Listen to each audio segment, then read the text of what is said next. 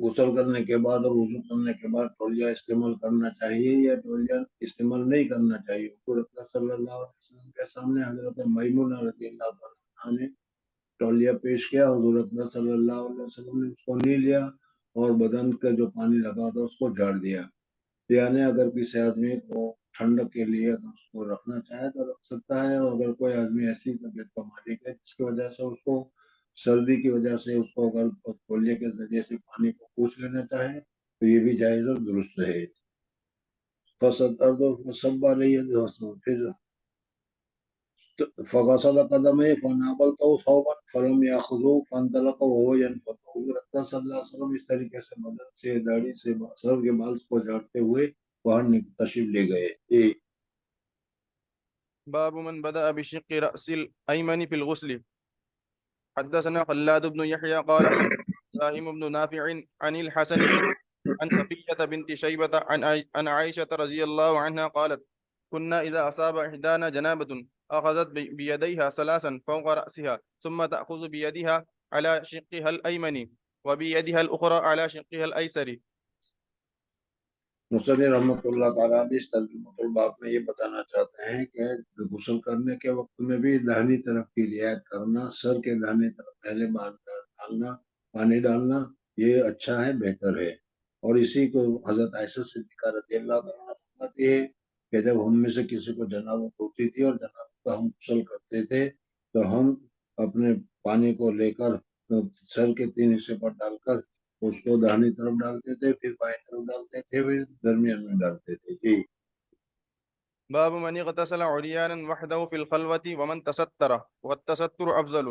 وقال بهز عن أبيه عن جده رضي الله عنه عن النبي صلى الله عليه وسلم الله أحق أن يستحيا منه من الناس۔ حدثنا إسحاق بن مصنف رحمۃ اللہ تعالیٰ نے اس باب میں یہ بتانا چاہتے ہیں کہ غسل ننگے ہو کر کرنا یا غسل کرتے وقت کپڑے کا پہننا، اس کا کیا حکم ہے، ضروری ہے یا نہیں، اس کو بتا رہے ہیں۔ اگر تم غسل کسی ایسی جگہ پر کر رہے ہو کہ جہاں پردہ ہے، دروازہ بند ہے اور کوئی دوسرا آئے یا دیکھے، ایسی صورت نہیں ہے، تو ایسے وقت میں اگر ننگے ہو کر غسل کرو تو ننگے ہو کر غسل کرنا جائز اور درست ہے۔ لیکن اگر اس وقت بھی تم پردہ کرو، پردہ کے ساتھ کرو، غسل کے وقت میں سطر کو چھپاؤ، تو یہ سطر کو چھپانا زیادہ افضل اور بہتر ہے۔ اللہ جل جلالہ و من والہ تو ہم کو ہر صورت میں دیکھتے ہیں، پردہ کیا ہوا ہو، لنگی پہنی ہوئی ہو تو بھی اور لنگی نہ پہنی ہوئی تو بھی، دونوں میں کوئی فرق نہیں پڑتا۔ لیکن ادب کا تقاضا یہ ہے کہ کسی دوسرے کے سامنے ہمارا سطر نہ کھلے، اس کا اہتمام ہو، اس وجہ سے ہم اپنے طور پر پردہ کریں۔ اس وجہ سے فرمایا کہ تستر افضل اور بہتر ہے۔ انبیاء کرام رضوان اللہ تعالی علیہ مجمعین وغیرہ سے ننگے ہو کر غسل کرنا، جیسا کہ حضرت موسیٰ علیہ السلام کا واقعہ ہے، حضرت ایوب علیہ السلام کا واقعہ ہے، اس سے معلوم ہوتا ہے کہ یہ جائز اور درست ہے۔ جی، اور تستر افضل ہے۔ حدثنا إسحاق بن نصر قال حدثنا عبد الرزاق عن معمر عن همام بن منبه عن أبي هريرة رضي الله عنه عن النبي صلى الله عليه وسلم كانت بنو إسرائيل يغتسلون عراة ينظر بعضهم إلى بعض۔ مصنف رحمۃ اللہ تعالیٰ نے اس حدیث میں بتایا کہ بنو اسرائیل وغیرہ جو ہیں وہ عام متن جب غسل کرتے تھے تو سطر کا زیادہ اہتمام نہیں کرتے تھے، بلکہ کیا ہے اسی حالت میں غسل کیا کرتے تھے۔ حضرت موسیٰ علیہ السلام ذلیل القدر بھی تھے، وہ باحیا تھے، اس وجہ سے وہ جہاں اس طریقے سے غسل کھلا غسل کرنا ہوتا ہے، حضرت موسیٰ علیہ السلام اس طریقے سے نہیں کرتے تھے۔ بنو اسرائیل کی جو قوم تھی وہ قوم بہت ہی اللہ تبارک و تعالیٰ نے اس کو عجیب بنائی ہے، اس وجہ سے انہوں نے حضرت موسیٰ علیہ السلام جب ان کے ساتھ غسل نہیں کرتے تھے تو وہ یہ نہیں کہ سمجھتے تھے کہ حضرت موسیٰ علیہ السلام حیا اور شرم کی وجہ سے ہمارے ساتھ غسل نہیں کرتے، بلکہ انہوں نے کہا کہ حضرت موسیٰ علیہ السلام کو خصوصیتاً بڑے ہو گئے ہیں اور یہ قسم کا عیب ہے، تو چونکہ اگر وہ ہمارے سامنے غسل کریں تو وہ خصوصیتاً جو ہے وہ لوگوں کو پتہ چل جائے گا، اس وجہ سے حضرت موسیٰ علیہ السلام تنہائی میں غسل کرتے ہیں، ہم کے ساتھ غسل نہیں کرتے، یعنی انہوں نے نبی کے اوپر ایک قسم کا عیب لگایا۔ اللہ जल्ल जलालहू व अमन वालहू को अपने नबी के ऊपर ऐब लगाना पसंद नहीं। इस वजह से अल्लाह तबारक व तआला ने इस ऐब को दूर करने का एक मौका किया। और वाकया ये हुआ कि हजरत मूसा अलैहिस्सलाम अकेले में तन्हाई में कपड़े एक पत्थर के ऊपर कपड़े रखे, और कपड़ा रखने के बाद क्या है, नंगे गुसल करने के लिए पानी में उतर गए। पानी में उतर गए, इधर अल्लाह तबारक व तआला को हजरत मूसा अलैहिस्सलाम को उयूब से पाक करना मकसूद था। इस वजह से अल्लाह तबारक व तआला ने पत्थर में हयात पैदा कर दी और पत्थर को कहा कि तुम भागो यहाँ से कपड़े लेकर। चुनांचे वहां से पत्थर जब कपड़ा लेकर भागने लगा, हजरत मूसा अलैहिस्सलाम ने देखा कि पत्थर कपड़े लेकर भाग रहा है, अब मैं निकलूंगा तो क्या पहनूंगा। इस वजह से हजरत मूसा अलैहिस्सलाम भी पानी में से इसी तरीके से नंगी हालत में उस पत्थर के पीछे दौड़ते रहे। पत्थर दौड़ते दौड़ते दौड़ते जहां बनु इसराइल का ये मजमा जमा था, वहां जाकर ठहर गया। हजरत मूसा अलैहिस्सलाम बारे गुस्से के निकले जलाल, हजरत मूसा अलैहिस्सलाम का जलाल शूरी है। बहरहाल गुस्से में निकले और अपने हाथ में जो रस्सी थी, उस रस्सी के जरिए से हजरत मूसा, लकड़ी थी, उस लकड़ी के जरिए से हजरत मूसा अलैहिस्सलाम ने उस पत्थर पर धमाधम मारना शुरू किया। इधर यहूदियों ने जब देखा कि हजरत मूसा अलैहिस्सलाम नंगे हैं और उन्होंने सतर को देखा, तो जो वो उयूब लगाया करते थे वो तो नहीं, बल्कि ये समझने लगे कि हमसे भी ज्यादा हजरत मूसा अलैहिस्सलाम को अल्लाह तबारक व तआला ने बहुत बेहतरीन शक्ल में बनाया है और कोई भी ऐब नहीं है।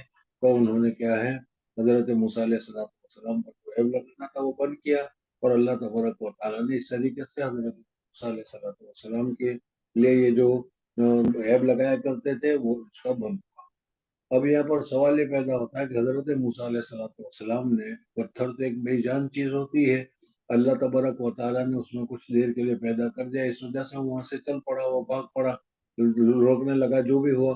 बहरहाल हजरत मूसा अलैहिस्सलाम ने पत्थर को मारा क्यों? तो उसका जवाब यह है कि हजरत मूसा अलैहिस्सलाम ने गुस्से में आकर उस पत्थर को मारा, और उस पत्थर में उस वक्त अल्लाह तबारक व तआला ने हयात पैदा कर दी थी, और उस हयात की वजह से वो पत्थर अपने आप, जो कि बेजान चीज होती है, पड़ी हुई चीज होती है, लेकिन वो चलने लगे, वो भागने लगे। तो इस वजह से हजरत मूसा अलैहिस्सलाम ने उनको जज्र और तौबीह के लिए मारा। इस हदीस को यहाँ पर जिक्र किया गया है। बहरहाल इस हदीस में ये बताया गया कि हजरत मूसा अलैहिस्सलाम क्या है, गुसल करने के लिए पहुंचे। आमतन शर्म और हया की वजह से तन्हाई में भी वो कपड़े पहनकर ही गुसल करते थे, लेकिन इस वक्त किसी वजह से उन्होंने कपड़े उतार दिए और कपड़े उतारकर नंगा गुसल करना शुरू किया। मालूम हुआ कि नंगे गुसल करना भी जायज और दुरुस्त है, अगर वहां कोई दूसरा आदमी सतर को देखने वाला ना हो तो जायज है। इसी तरीके से अपने हजरे में, अपने कमरे में, अपने मकान में या अपने गुसल खाने में अगर गुसल करने और कोई देखने वाला नहीं है, तो उस वक्त हमें क्या है, हम नंगे होकर गुसल करना जायज और दुरुस्त है। लेकिन अफजल ये है कि आदमी क्या है, कपड़ा तो पहनकर या पर्दा करके वो गुसल करे। जी।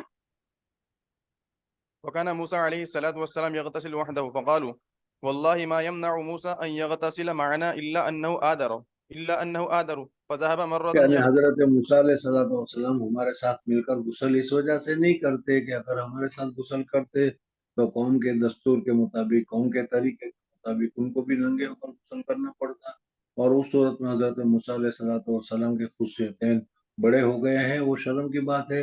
इस शर्म को छुपाने के लिए वो हमारे साथ गुसल नहीं करते। जी। فذهب مرة يغتسل فوزع ثوبه على حجر ففر الحجر بثوبه فجمع فجمع फरमा موسى في أثره यकूल يقول हजरत मूसा अलैहिस्सलाम ने उसी हालत में वहां पर कहा, उसी नक्शे कदम पर जिधर से पत्थर जा रहा था उसी के कहते हैं, या सोबी हाजर, या सोबी या हजर। يقول صوبي يا حجر حتى نظرت بنو إسرائيل إلى موسى وقالوا والله ما بموسى हजरत बनु इसराइल ने जब हजरत मूसा अलैहिस्सलाम को देखा तो जो ऐब लगा रहे थे वो ऐब हजरत मूसा अलैहिस्सलाम में नहीं था। कालू وقالوا والله ما بموسى من بأس وأخذ ثوبه وطفق بالحجر ضربا. حضرت موسیٰ علیہ السلام ان بنو اسرائیل نے جب دیکھ لیا جو عیب تھا اس عیب کی صفائی ہو گئی تو حضرت موسیٰ علیہ السلام نے پتھر سے وہ اپنے کپڑے لیے اور کپڑے حضرت موسیٰ علیہ السلام نے پہن لیے، اور پہننے کے بعد اب وہ پتھر کو حضرت موسیٰ علیہ السلام لکڑی کے ذریعے سے پیٹنے لگے. متفقہ بالحضرت. قال أبو هريرة رضي الله عنه والله إنه لندب بالحجر 6 أو 7. حضرت موسیٰ علیہ السلام نے جو پتھر کے اوپر لکڑیاں ماری اس لکڑی کی علامات اور نشانی پتھر پر پڑ گئی. اس سے معلوم ہوا کہ اس وقت اللہ تبارک و تعالیٰ نے حجر میں حیات پیدا کر رکھی تھی، اس لیے لکڑی کے ماننے کی وجہ سے نشانی جو ہے اس کے اوپر پڑ گئی. اگر اس میں حیات نہ ہوتا، جیسے راستے میں بہت سارے پڑے ہوئے پتھر تمہیں ملتے ہیں، اس کو کتنی لکڑیاں مارو اس کے اوپر کچھ اثر نہیں ہوتا. جی. وعن أبي هريرة رضي الله عنه عن النبي صلى الله عليه وسلم قال بين أيوب يغتسل عريانا فخر عليه جراد من دم فجعل أيوب يحتسب. اسی طریقے سے دوسرا واقعہ حضرت ایوب علیہ السلام کا ذکر کیا. ایوب علیہ السلام کو اللہ تبارک و تعالیٰ نے ابتلا اور آزمائش میں مبتلا کیا. حضرت ایوب علیہ السلام بہت ہی صبر کے ساتھ سارا زمانہ صبر کے ساتھ پورا کیا، اور حضرت ایوب علیہ السلام نے جب ان کے اوپر یہ مصیبت آئی، ان کو یہ بیماری آئی یا ان کو یہ حالت آئی، تو عامتاً جیسا دنیا میں ہوتا ہے کہ تکلیف کے وقت لوگ چھوڑ کر چلے جاتے ہیں، اپنے بھی چھوڑ کر چلے جاتے ہیں. اس طریقے سے حضرت ایوب علیہ السلام کے اوپر مصیبت آئی، پریشانی آئی، بیماریاں آئی، تکلیفیں آئی. اللہ تبارک و تعالیٰ نے نعمتوں کو سب چھیننا شروع کیا، تو اس وقت سب کے سب ان کو چھوڑ کر چلے گئے، حتیٰ کہ ان کی بیوی بھی ان کو چھوڑ کر چلی گئی. صرف ایک بیوی ایسی تھی جو صابرہ تھی، وہ بہت ہی زیادہ کیا ہے حضرت ایوب علیہ السلام کی خدمت ہی میں رہی. پھر اس کے بعد جب حضرت ایوب علیہ السلام کے پاس یہ ابتلا کا زمانہ ختم ہو گیا، تو اللہ تبارک و تعالیٰ نے جو نعمتیں چھینی تھی، جو نعمتیں لے لی تھی، اللہ تبارک و تعالیٰ نے اس نعمتوں کو بڑھا چڑھا کر بہت ہی اعلیٰ معیار میں حضرت ایوب علیہ السلام کو دینا شروع کیا. مال ہو، دولت ہو، کھیت ہو، جائیداد ہو، اناج ہو، جو بھی ہو، سب میں اللہ تبارک و تعالیٰ نے بہت برکت دی، اور حضرت ایوب علیہ السلام کی حالت اچھی ہو گئی. ایک مرتبہ حضرت ایوب علیہ السلام غسل کر رہے تھے، اور حضرت ایوب علیہ السلام کے غسل کرنے کے وقت میں اللہ تبارک و تعالیٰ نے اپنے قدرت کاملہ سے کیا ہے سونے کی ٹڈیاں بنا کر حضرت ایوب علیہ السلام پر گرانی شروع کی. حضرت ایوب علیہ السلام نے غسل کرنا چھوڑ دیا، اور وہ کیا ہے جو سونے کی ٹڈیاں گر رہی تھی اس کو لے کر جمع کرنا شروع کیا. اللہ جل جلالہ و امن والوں نے فرمایا، یہ ایوب، میں نے تم کو بہت سارے مال اور دولت سے نوازا ہے، بہت ساری نعمتوں سے نوازا ہے، کیا وہ نعمت کم پڑی کہ تم اس حالت میں اس سونے کی ٹڈیوں کو جمع کر رہے ہو؟ تو انہوں نے کہا کہ یا اللہ یہ تیرا فضل ہے، اور تیرے فضل سے میں کیسے منہ موڑ سکتا ہوں؟ تیرا فضل، تیری کرم، تیری مہربانی جتنی زیادہ میرے ہو، میں تو اس کا محتاج ہوں. میں نے اس کو اس وجہ سے سب کو جمع کرنا شروع کیا. بہرحال امام بخاری رحمۃ اللہ تعالیٰ نے حدیث میں حضرت موسیٰ علیہ السلام کا ایک مرتبہ کیا ہے عریاناً غسل کرنا بتایا، اور اس دوسری حدیث میں بیّن ایوب یغتسل عریاناً، اس میں صاف طور پر واضح طور پر کیا کہ حضرت ایوب علیہ السلام تنہائی میں غسل خانے میں عریاناً غسل کر رہے تھے، ننگے ہو کر غسل کر رہے تھے. تو معلوم ہوا کہ ننگے ہو کر غسل کرنا چاہیے اور درست ہے. جی. فجعل أيوب يحتسي في صوبه فناداه ربه يا أيوب ألم أكن أغنيتك عما ترى قال بلى وعزتك ولكن لا غنى بي عن بركتك. ورواه إبراهيم عن موسى بن عقبة عن صفوان عن عطاء بن يسار عن أبي هريرة رضي الله عنه عن النبي صلى الله عليه وسلم قال بين أيوب يغتسل عريانا. باب التستر في الغسل عند الناس. کیوں بدل گیا؟ اتنا ہی مطالعہ کیا؟ اچھا چلو. باب تستر فی الغسل عند الناس. عریاناً غسل کرنا جائز ہے، لیکن جس جگہ پر لوگ کو اس وقت عریاناً غسل نہ کرنا چاہیے، بلکہ پہن کر کرنا چاہیے.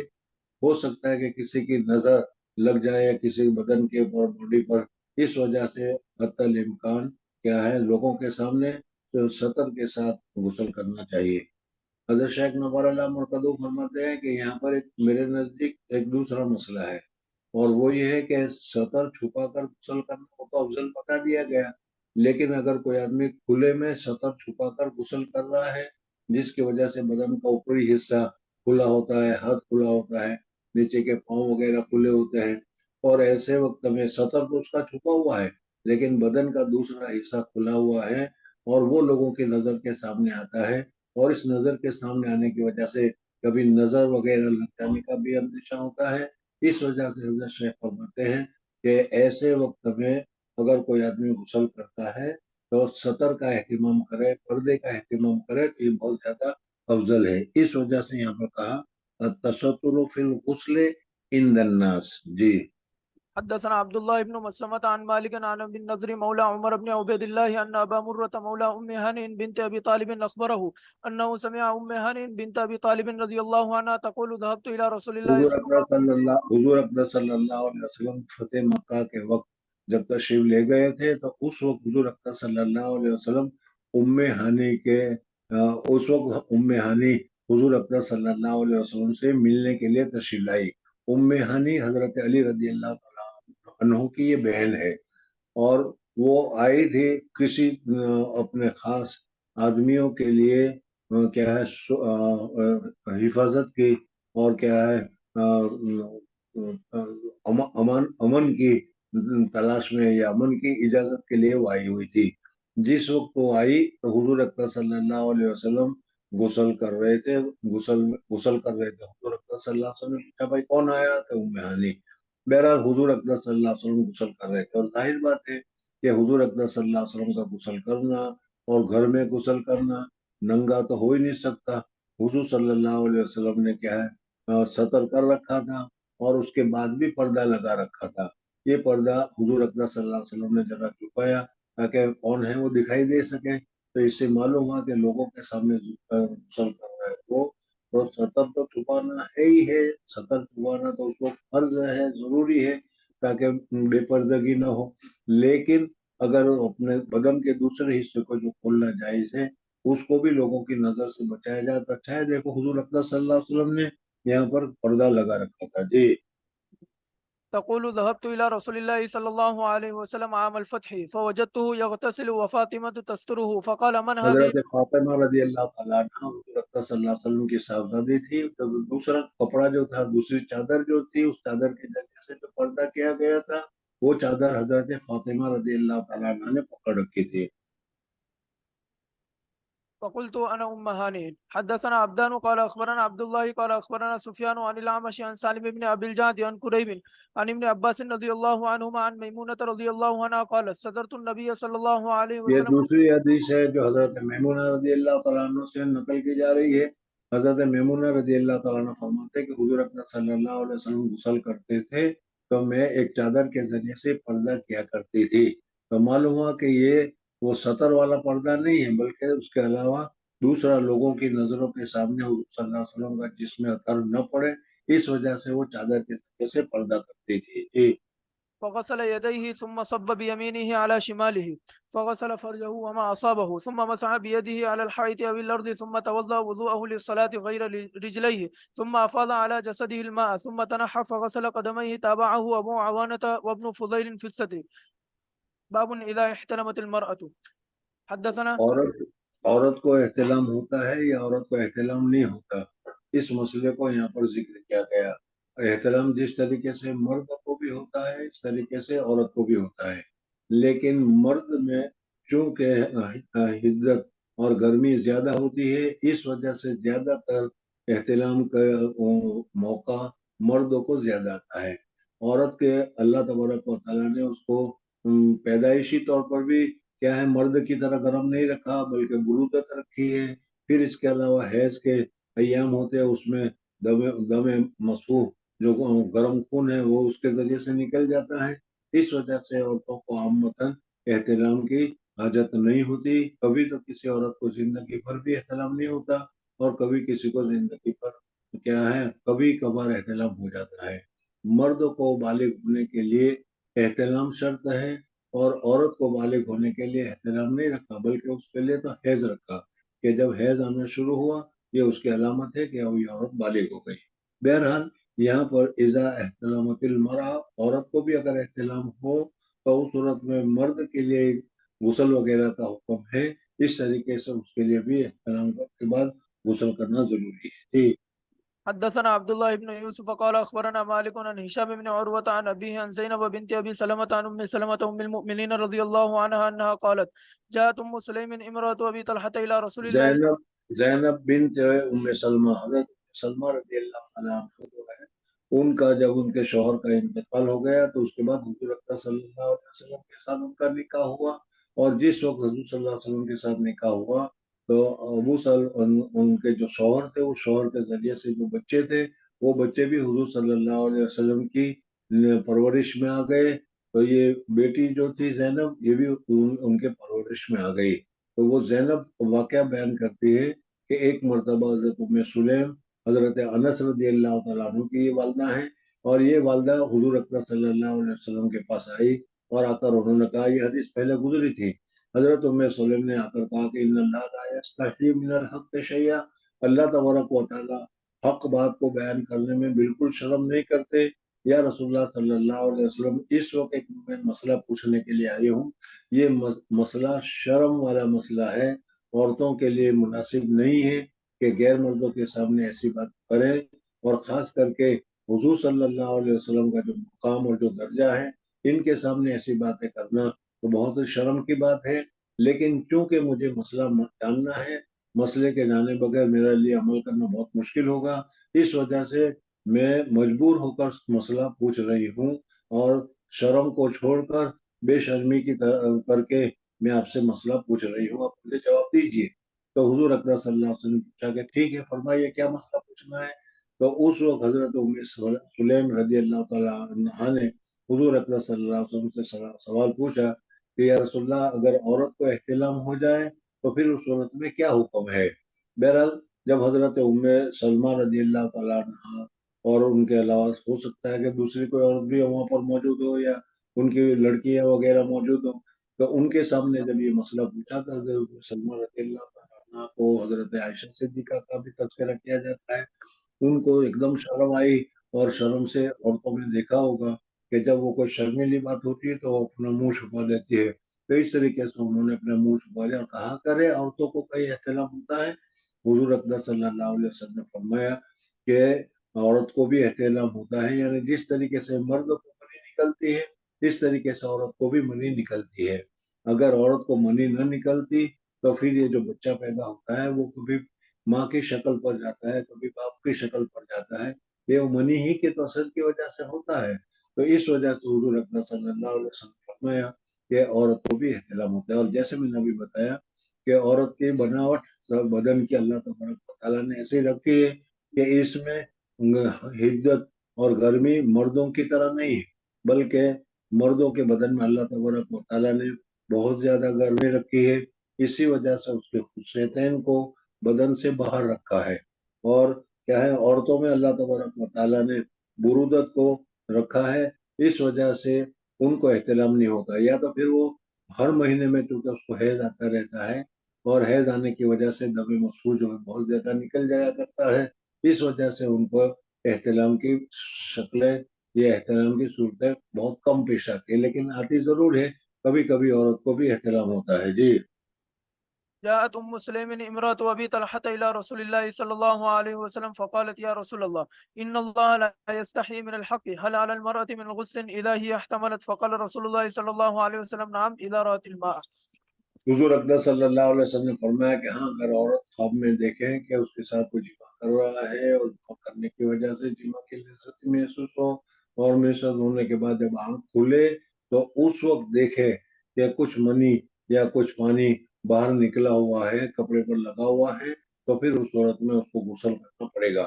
احتلام ہو، مردوں کو بھی احتلام ہو یا عورت کو بھی احتلام ہو، احتلام اور احتلام کی ساری کیفیت تو اس کو محسوس ہو، لیکن منی کا اگر خروج نہ ہو تو پھر اس صورت میں نہ مرد کے اوپر غسل ہے نہ عورت کے اوپر غسل ہے۔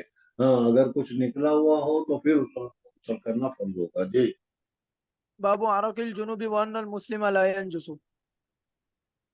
عرق کے معنی آتے ہیں پسینے کے، یعنی جنوبی آدمی جو ہے حالت جنابت میں اس کو جو پسینہ نکلتا ہے تو آدمی ناپاک ہے، اس کا بدن ناپاک ہے اور بدن کے اوپر سے پسینہ نکلتا ہے. اگر اس کو بھی ناپاک قرار دیا جائے تو بہت ہی مشکل ہوگا، اور خاص کر کے اس زمانے میں تو یہ مسئلہ بہت ہی مشکل ہو جاتا، اس وجہ سے کہ بھیڑ بھاڑ کا زمانہ ہے. گاڑیوں میں ٹرینوں میں بیٹھو تو اس میں بھی وہاں بھیڑ، بس میں سوار ہو تو اس میں بھی وہاں پر بھیڑ، اور گرمیوں کے دنوں میں کیا ہے اگر ایسا ہو تو سامنے والا کا پسینہ جو ہے وہ ہم کو لگ جائے گا. اب یہ کافر جو ہے وہ تو غسل کرتے بھی نہیں، وہ تو وہ ناپاک، ان کا بدن ناپاک، پسینہ بھی ان کا ناپاک. اگر وہ ناپاک، اگر پسینے کو ناپاک قرار دیا جاتا تو اس وقت میں ہمارے لیے مشکل ہو جاتا کہ ذرا سا بھی پسینہ کسی کو لگ گیا تو پھر اس صورت میں پسینہ ناپاک لگ گیا، اس وجہ سے اس کو دھونا پڑے گا، غسل کرنا پڑے گا وغیرہ وغیرہ. لیکن یہ بات یاد رکھیں کہ پسینے کا حکم جھوٹے کا تھوک کے حکم کے معنی ہے. اس وجہ سے پسینہ نکلنے کی وجہ سے پسینہ پاک ہے اور پسینہ ناپاک نہیں ہے. اس وجہ سے کافر کو پسینہ نکلے، مسلمان کو پسینہ نکلے، باوضو آدمی کو پسینہ نکلے، آدمی کو پسینہ نکلے، تو اس پسینے کی وجہ سے ناپاک ہونے کا حکم نہیں لگایا جائے گا. جی. حدثنا علي بن عبد الله قال حدثنا يحيى قال حدثنا حميد حدثنا بكر عن ابي رافع عن ابي هريره رضي الله عنه ان النبي صلى الله عليه وسلم لقيه. حضرت ابو ہریرہ رضی اللہ تعالیٰ عنہ کا واقعہ اس حدیث میں ذکر کیا جا رہا ہے کہ حضرت ابو ہریرہ رضی اللہ تعالیٰ عنہ کا احتلام ہو گیا، اور احتلام ہونے کی وجہ سے کیا ہے ان کا بدن ظاہر بات ہے ناپاک ہو گیا، غسل کرنے کی ضرورت پیش آ گئی. لیکن ان کو کچھ ضرورت پیش آئی اور غسل فوراً کرنا فرض اور ضروری نہیں ہے، اس وجہ سے اسی حالت میں وہ بازار میں کچھ لینے کے لیے یا بازار میں کسی کام کے لیے چلے گئے. راستے میں حضور اکرم صلی اللہ علیہ وسلم کی ملاقات ہو گئی. حضرت ابو ہریرہ رضی اللہ تعالیٰ عنہ نے غسل کے نہ کرنے کی وجہ سے یا احتلام ہونے کی وجہ سے اپنے آپ کو ناپاک سمجھا، اور ناپاک سمجھ کر یہ سمجھا کہ میرا بدن بھی ناپاک ہے. اور حضور اکرم صلی اللہ علیہ وسلم کے تعلق کی وجہ سے جب یہ حضور صلی اللہ علیہ وسلم کے پاس گئے تو ان کو ہوا کہ کہیں حضور اکرم صلی اللہ علیہ وسلم مجھے چھو نہ لے، مجھے پکڑ نہ لے، اور میرا بدن تو ناپاک ہے. ہوا بھی ایسا ہی کہ حضور اکرم صلی اللہ علیہ وسلم نے ان کو پکڑ لیا، ان کو چھو لیا. تو حضرت ابو ہریرہ رضی اللہ تعالیٰ عنہ نے کہا کہ یا رسول اللہ صلی اللہ علیہ وسلم میں تو ناپاک ہوں. تو حضور اکرم صلی اللہ علیہ وسلم نے فرمایا کہ حکمی طور پر تم ناپاک ہو، تمہارے پر غسل کرنا ضروری ہے، لیکن بدن پر کوئی ناپاکی لگی ہوئی نہیں، اس وجہ سے تمہارا بدن صاف اور ستھرا ہے. اس وجہ سے اگر کوئی آدمی حالت جنابت میں کسی آدمی کو ہاتھ لگاتا ہے یا کیا چھوٹ لیتا ہے تو یہ جائز اور یہ درست ہے. جی. عن ابي هريره رضي الله عنه ان النبي صلى الله عليه وسلم لقيه في بعض طريق المدينه وهو جنب فانتجست منه. تو بنہو الگ ہو جانا، صحیح ترجمہ کرو تو سرک لینا. میں ہٹ گیا تھوڑا سا، سرک لیا کہ حضور صلی اللہ علیہ وسلم مجھے ہاتھ نہ لگائے، حضور اکرم صلی اللہ علیہ وسلم مجھے نہ چھوئے، میں دور ہٹ گیا. جی. فذهبت فاغتسلت ثم جاء فقال اين كنت ابا هريره. حضرت ابو ہریرہ رضی اللہ تعالیٰ عنہ نے جب دیکھا تو اس وجہ سے چپکے سے وہ سرک گئے اور جا کر انہوں نے غسل کیا، اور غسل کرنے کے بعد پھر تشریف لے آئے. پھر اب حضور صلی اللہ علیہ وسلم سے ملاقات کی تو حضور اکرم صلی اللہ علیہ وسلم نے پوچھا کہ ابو ہریرہ کہاں تھے تو اتنی دیر تک؟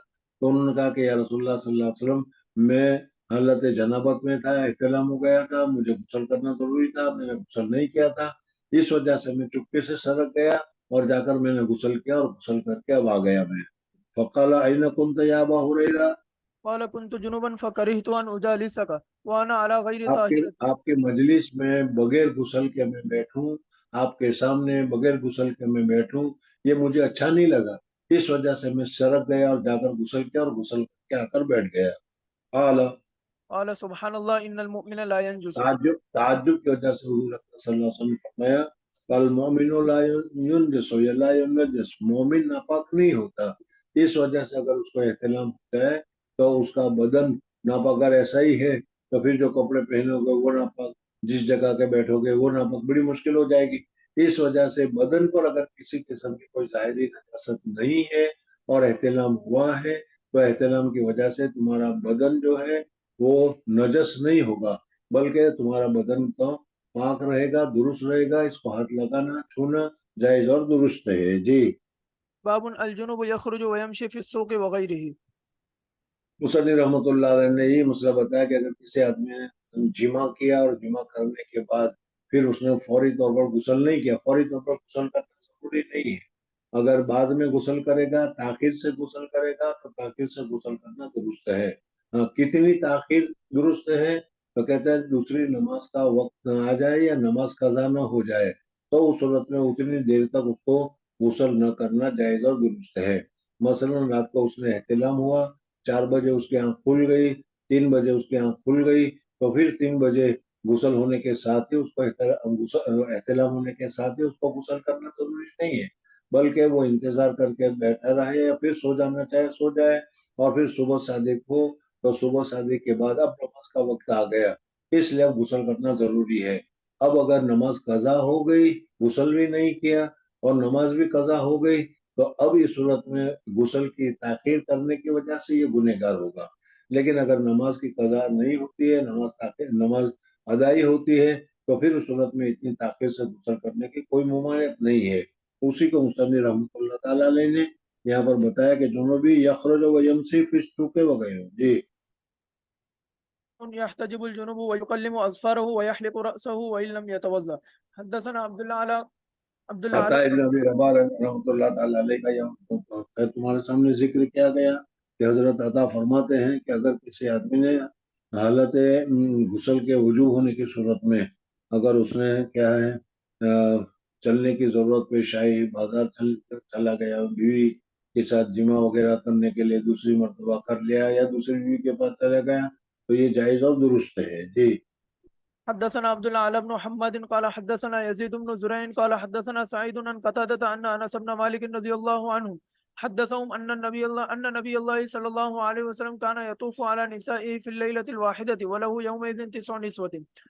حدثنا عياش قال حدثنا عبد الله على قال حدثنا حميد بن بكر عن ابي رافع عن ابي هريره رضي الله عنه قال لقيني رسول الله صلى الله عليه وسلم وانا جنوب فاخذ بيدي فمشيت معه حتى قعد فانسللت فاتيت الرحله یعنی حضور صلی اللہ علیہ وسلم حضرت ابو ہریرہ فرماتے حضور صلی اللہ علیہ وسلم نے میرا ہاتھ پکڑ لیا اور ہاتھ پکڑ کر چلتے رہے، میں جنوبی تھا، میں بھی چلتا رہا، پھر جب حضور صلی اللہ علیہ وسلم جس جگہ پر جا رہے تھے وہاں پہنچا اور میرا ہاتھ چھوڑ دیا تو اب میں چپکے سے وہاں سے سرک گیا اور سرک کر میں سیدھا گھر گیا، جا کر غسل کر کے پھر حضور صلی اللہ علیہ وسلم کی مجلس میں آ گیا۔ فاتحینہ فأتيت الرحلة فاغتسلت ثم جئت وهو قاعد فقال أين كنت يا أبا هريرة فقلت له فقال سبحان الله إن المؤمن لا ينجس. باب كينونة الجنوب في البيت إذا توضأ قبل أن يغتسل. حدثنا ابو نعيم قال حدثنا هشام وشيبان عن يحيى عن ابي سلمة قال سألت عائشة أكان النبي صلى الله عليه وسلم يرقد وهو جنوب قالت نعم ويتوضأ. ابھی میں نے مسئلہ بتایا تھا کہ جنابت کی حالت میں جس وقت بیوی سے فارغ ہو گئے تو فوراً غسل کرنا نہ تمہارے لیے ضروری ہے نہ بیوی کے لیے ضروری ہے، بلکہ تاخیر کرنا چاہو تو تاخیر کر سکتے ہو۔ کتنی تاخیر کر سکتے ہو اس کے متعلق بتایا کہ نماز کا وقت آ جائے تب غسل کرنا فرض ہو گیا، اب اگر تم نے غسل نہیں کیا اور نماز قضا ہو گئی تو اب گنہگار ہو گئے، اب فرشتے ایسے آدمی کے گھر میں داخل نہیں ہوتے۔ جی باب نوم الجنوب. حدثنا قتيبة بن سعيد قال جنوبی آدمی بیوی کے ساتھ جمع کرنے کے بعد غسل نہ کرے اور اگر وہ سونا چاہے تو کیا کرنا چاہیے، تو اس صورت میں حدیث پاک میں یہ تعلیم دی گئی ہے کہ فوری طور پر غسل کرنا تو ضروری نہیں ہے، لیکن جمع کیا ہے، جمع کرنے کی وجہ سے بدن کا تمہارا وہ حصہ جس کے اوپر نجاست لگی ہوئی ہے وہ ناپاک ہے، اس وجہ سے پیشاب کرو، پیشاب کرنے کے بعد اپنے پیشاب پاک کو دھو، وضو کرو اور وضو کر کے سو جاؤ تو یہ سونا جائز اور درست ہے۔ جی حدثنا قتيبة بن سعيد قال حدثنا الليث عن نافع عن ابن عمر رضي الله عنهما أن عمر بن الخطاب رضي الله عنه سأل رسول الله صلى الله عليه وسلم أيرقد أحدنا وهو جنوب قال نعم. حضرت عمر فاروق رضی اللہ تعالیٰ عنہ نے حضور اکرم صلی اللہ علیہ وسلم نے سوال فرمایا کہ یا رسول اللہ صلی اللہ علیہ وسلم حالت جنابت کے بعد غسل کیے بغیر ہم سونا چاہیں تو سو سکتے ہیں کہ نہیں، تو حضور اکرم صلی اللہ علیہ وسلم نے فرمایا کہ ہاں، موضع کیا ہے پیشاب گاہ کو، موضع شرم گاہ کو تم دھو لو، صاف کر لو اور وضو کر لو، تو وضو کرنے کے بعد چونکہ من وجہ طہارت حاصل ہے، اس وجہ سے سونا درست ہے۔ اگر کوئی آدمی وضو بھی نہیں کرتا تو بھی سو تو سکتا ہے، لیکن کیا ہے طہارت پر نہیں ہوگا، اس وجہ سے اچھا نہیں ہے۔ جی قال نعم إذا توضأ أحدكم فليرقد وهو جنوب. باب الجنوب يتوضأ ثم ينام. جنوبی آدمی کو جنابت کے بعد جو پیشاب گاہ ہے، شرم گاہ ہے، شرم گاہ کو دھو کر صاف کر لے، اور صاف کرنے کے بعد وضو کرے، اور وضو کرنے کے بعد اگر وہ سونا چاہے تو وہ سو سکتا ہے۔ اس مسئلے کو مصنف رحمۃ اللہ نے یہاں پر ذکر کیا۔ جی حدثنا يحيى بن بكير قال حدثنا الليث عن عبيد الله بن ابي جعفر عن محمد بن عبد الرحمن عن عروة عن عائشة رضي الله عنها قالت كان النبي صلى الله عليه وسلم اذا اراد ان ينام وهو جنوب غسل فرجه وتوضا للصلاة. حضرت عائشہ صدیقہ رضی اللہ تعالیٰ نے فرماتی ہے کہ حضور اکرم صلی اللہ علیہ وسلم کو کبھی ایسا موقع آتا تھا کہ جمع کرنے کے بعد فوری طور پر غسل نہ کرنا ہوتا تھا، تو حضور اکرم صلی اللہ علیہ وسلم اس جگہ کو دھو کر وضو کر پھر آرام فرمایا کرتے تھے۔ اس وجہ سے تم لوگ بھی اگر اس طریقے سے دھو کر وضو کر کے آرام کرنا چاہو تو کر سکتے ہو۔ جی حدثنا موسى بن اسماعيل قال حدثنا جويرية عن نافع عن عبد الله بن عمر رضي الله عنهما قال استفتى عمر النبي صلى الله عليه وسلم اينام احدنا وهو جنوب قال نعم اذا استفتاء عمر یعنی حضرت عمر فاروق رضی اللہ عنہ نے حضور اکرم صلی اللہ علیہ وسلم سے سوال پوچھا، فتویٰ پوچھا کہ یا رسول اللہ صلی اللہ علیہ وسلم، ہم میں سے اگر کوئی آدمی بیوی کے ساتھ جمع کرے اور فوراً غسل نہ کرے تو یہ جائز ہے کہ ناجائز؟ حدثنا عبد الله بن يوسف قال ارے اخبرنا پوری حدیث کا پڑھ۔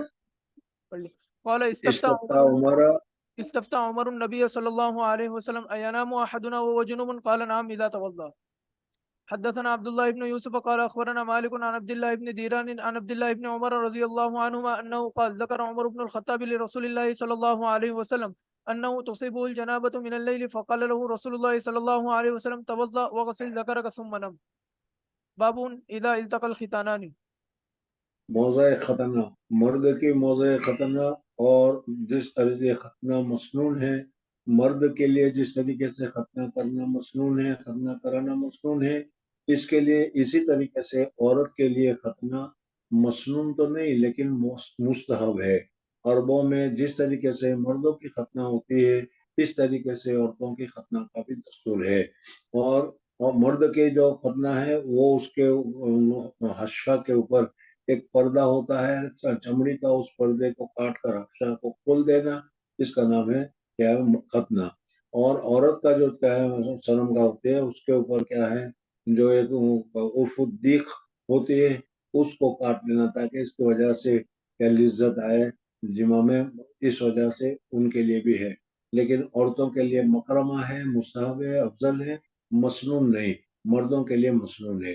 اس وجہ سے مردوں کو ختنہ کرانا چاہیے۔ اور ختنہ کرانے سے فائدہ کیا ہے اور ختنہ کرنے میں کیا ہوا، حضرت ابراہیم علیہ السلام کا واقعہ پہلے آیا تھا، اس وقت میں نے بتایا تھا۔ بہرحال یہاں پر یہ مسئلہ بتایا کہ مرد کی شرمگاہ عورت کی شرمگاہ کو لگ گئی تو اس لگنے کی وجہ سے غسل واجب نہیں ہوگا، بلکہ مرد کی شرمگاہ اگر عورت کی شرمگاہ کے اندر داخل ہو گئی اور حشفہ کی مقدار اگر داخل ہوگی تو پھر اس صورت میں غسل کرنا واجب ہوگا۔ اسی کو یہاں پر بتایا گیا خلل خیتانہ نے، یعنی مرد کی موضع ختنہ اور عورت کی موضع ختنہ دونوں مل جائے دخول کے بعد تو پھر اس صورت میں غسل کرنا واجب ہو جاتا ہے۔ جی حدثنا معاذ بن فضالة قال حدثنا هشام وحدثنا ابو نعيم عن هشام عن قتادة عن الحسن عن ابي رافع عن ابي هريرة رضي الله عنه عن النبي صلى الله عليه وسلم قال اذا جلس بين شعبها الاربع ثم جهدها فقد مصنف رحمۃ اللہ تعالیٰ نے یہاں پر حدیث لکھی جلسہ الا بین شعب الاربع، عورت کے چاروں شعبہ کے سامنے۔ یہ چار شعبہ کون سے ہیں؟ تو کہا کہ دو ہاتھ دو پیر یا تو کیا دو شرمگاہ کے سے ہو، یعنی اس صورت میں کس طریقے سے جمع کرنا مسنون ہے، کس طریقے سے جمع کرنا افضل ہے۔ جمع جس طریقے سے بھی کرنا چاہے بشرطے کہ شرمگاہ میں ہو تو یہ جائز اور درست ہے، لیکن اس کے لیے جون سا طریقہ اختیار کرو اچھا اور بہتر ہے۔ لیکن یہ طریقہ جو حدیث پاک میں بتایا گیا ہے یہ بہت ہی زیادہ اچھا ہے، بہتر ہے، مناسب ہے، اور بچے کی پیدائش کے لیے بھی بہت ہی زیادہ مفید اور کارگر ہے۔ اذا جلسہ بین شعبہ الاربع۔ جی تابعه عمرو عن شعبة وقال موسى حدثنا أبان قال حدثنا قتادة قال أخبرنا الحسن مثله قال أبو عبد الله هذا أجود وأوكد وإنما بين الحديث الآخر لاختلافهم والغص أحوط. باب غص ما يصيب من فرج المرأة. मुसन्नि रहमतुल्लाह ताला अलैह यहाँ से अब दूसरी चीज बता रहे हैं कि मर्द ने दुखुल किया और इस दुखुल करने की वजह से औरत की शर्मगाह की जो रुतूबत है, औरत के शर्मगाह की जो नापाकी है, वो मर्द के ज़कर वगैरह पर लग गई, तो इस लगने की वजह से मर्द का ज़कर नापाक हो जाएगा और उस सूरत में उसको धोना पड़ेगा। इस मसले को यहाँ पर बयान करते हैं, फस्ल मा युसीबु मिन फरजिल मरअ। जी।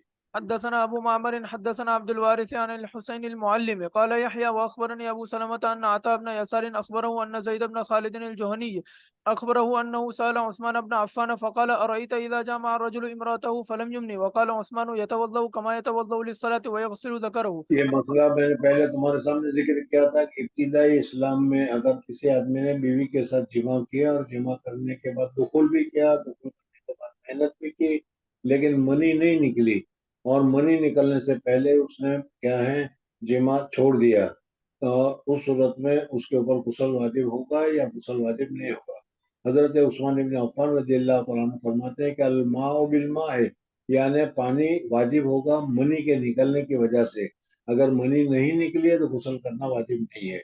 लेकिन फिर बाद में ये हुक्म बदल गया और ये बदल गया कि जब इज़ल तक़ल ख़ितान और ख़ितान, मर्द की मौज़े खतना जब औरत की मौज़े खतना में मिल गई तो गुस्ल करना वाजिब हो जाएगा, इंजाल हो या इंजाल न हो। इस वजह से कि इंजाल अब आंखों से ओझल हो गया, इस वजह से क्या हो सकता है कि इंजाल हुआ हो सकता है कि इंजाल ना हुआ हो।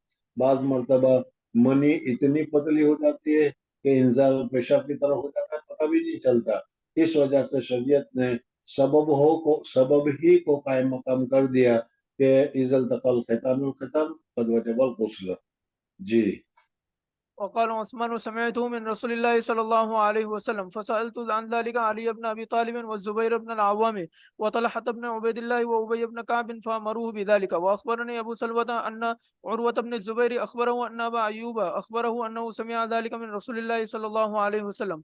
حدثنا مسدد قال حدثنا يحيى عن هشام بن عروة قال أخبرني أبي قال أخبرني أبو أيوب قال أخبرني أبي بن كعب أنه قال يا رسول الله إذا جامع الرجل مرأة فلم ينزل قال يغسل ما مس المرأة منه ثم يتوضأ ويصلي.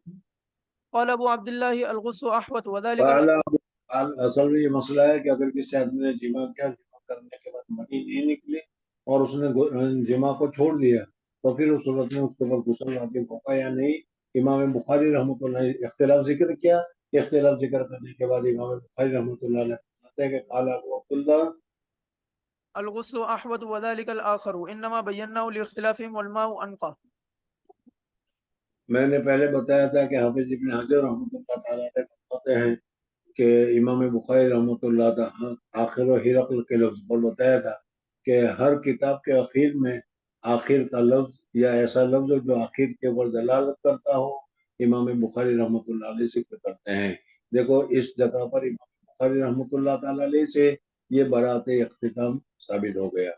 हज़रत शेख नवर अल्लाह मरकज़हू फरमाते हैं कि हज़रत इमाम बुखारी रहमतुल्लाह ताला अलैह आखिर में क्या है मौत को याद दिलाते हैं।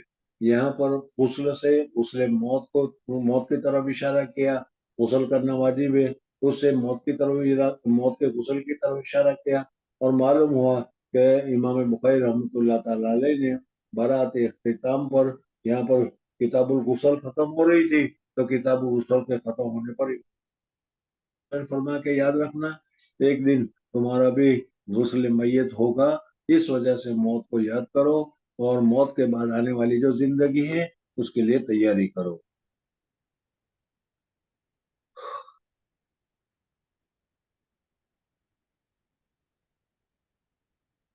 क्या ख्याल है कि इम्तिहान के कितने दिन बाकी है?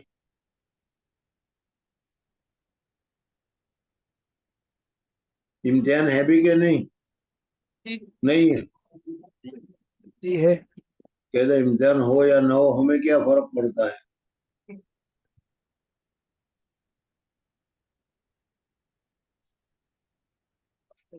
ابھی اعلان ویلان کچھ نہیں ہوا؟ جی اعلان لگ گیا 26 تاریخ سے.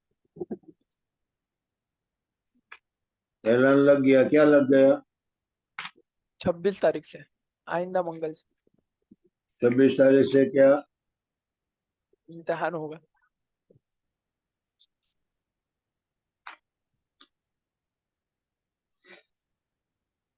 آج کون سی تاریخ ہے؟ آج 18. 18، 19، 20 اور 26، بہت دن باقی ہے ابھی. چلو کوئی بات نہیں، چلو پڑھ لو.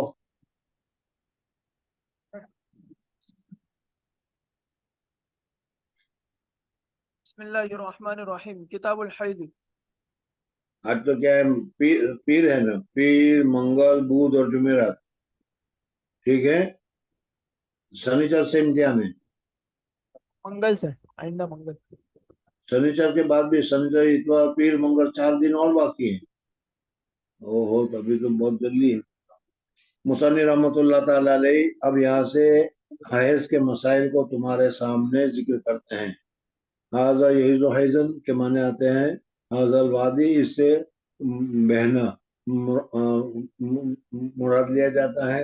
اللہ جل جلالہ و من والہ نے عورتوں کے لیے ایک صورتحال یہ متعین کی ہے، اور وہ حضرت حوا علیہ السلام نے حضرت آدم علیہ السلام کو ابھارا. اور عامتاً یہ ہوتا ہی ہے کہ مرد نہ چاہے، لیکن اگر عورت چاہتی ہے تو وہ کسی نہ کسی طریقے سے وہ تیار کر دیتی ہے. حضرت آدم علیہ السلام کو حضرت حوا نے اس شجر ممنوع کے کھانے کی طرف راغب کر دیا، تو اللہ جل جلالہ و من والوں نے ان کے اوپر، عورتوں کے اوپر یہ آفت مبتلا کر دی کہ ایک مدت متعینہ کے بعد، یعنی بلاغت کی مدت ہونے کے بعد جب کمالیت آ جائے، بلوغیت ہو جائے، تو اس بلوغیت کے بعد ہر مہینے کچھ دن کے لیے خون نکلتا ہے. اس خون کو خون حیض سے تعبیر کیا جاتا ہے. تو حیض کی ابتدا حضرت حوا سے ہوئی، اور جب حضرت حوا کو حیض آیا تو پھر اس کے بعد حضرت حوا کی جتنی اولاد تھی ان ساری عورتوں کو بھی حیض آتا ہے. اور یہ ہر مہینے میں ہر عورت کے لیے یہ اللہ تبارک و تعالیٰ نے تعین کر لیا. بہرحال مرد، عورت کو اس کے باڈی میں اللہ تبارک و تعالیٰ نے ایک ایگ کہ جس میں پیدائش کی صلاحیت ہوتی ہے وہ پیدا فرماتے ہیں، اور پھر اس کے بعد وہ ایگز نکل کر رحم دانی میں آ جاتا ہے. اب رحم دانی میں وہ منتظر رہتا ہے. اگر مرد کی طرف سے مرد کی منی یا سپرم، مرد کی منی اگر اس ایگ کے ساتھ مل جائے تو اللہ جل جلالہ وہ اولاد کی پیدائش شروع فرما دیتے ہیں، وہ پیدائش ہو جاتی ہے، اللہ پیدا کرتے ہیں. لیکن اگر مرد کی سپرم اس میں نہ آئے، یا مرد کی سپرم اس میں آئے لیکن انڈے تک نہ پہنچے، تو پھر اس صورت میں 1 مہینے کے بعد اللہ جل جلالہ و من والہ اس بیضا کو، اس ایگ کو خون کے ذریعے سے، جو رحم سے خون آتا ہے اس خون کے ذریعے سے باہر نکال دیتا ہے. اور پھر جب کیا ہے اس کا رحم دانی پھر صاف ہو جاتی ہے تو پھر وہ خون بند ہو جاتا ہے، اور پھر کیا ہے اللہ تبارک و تعالی نئے ایگز کو، نئی صلاحیت کو بچہ پیدا ہونے کی اس رحم دانی میں پیدا کر دیتا ہے. بہرحال یہ حیض ہے. مصنف رحمۃ اللہ تعالی علیہ نے اپنے عادت کے مطابق قرآن پاک کی اس آیت سے ذکر کیا. حیض کا مدت، اس میں وہ خود گندا خون ہے، اور عورت بھی گندگی کی حالت میں ہوتی ہے، ناپاکی کی حالت میں ہوتی ہے، اور اس وجہ سے انسان کی طبیعت بھی عورت کی طرف زیادہ متوجہ نہیں ہوتی، بلکہ بعض پاک طبیعت والے لوگ جو ہوتے ہیں وہ حیض کے وقت میں جمع کرنے سے نفور کرتے ہیں، منع کرتے ہیں، ناپسند کرتے ہیں. اس وجہ سے اللہ تبارک و تعالیٰ نے حالت حیض میں جمع کرنے سے منع کیا. دوسری بات یہ ہے کہ حالت حیض میں وہ غذا کی کیفیت ہوتی ہے، اس وجہ سے اس وقت میں اگر کوئی جمع کرے گا تو جمع کرنے کی وجہ سے اس کے بدن میں جراثیم ایسے لگ جائیں گے، بیماریاں ایسے لگ جائے گی جس کا علاج بھی بڑا مشکل ہوگا۔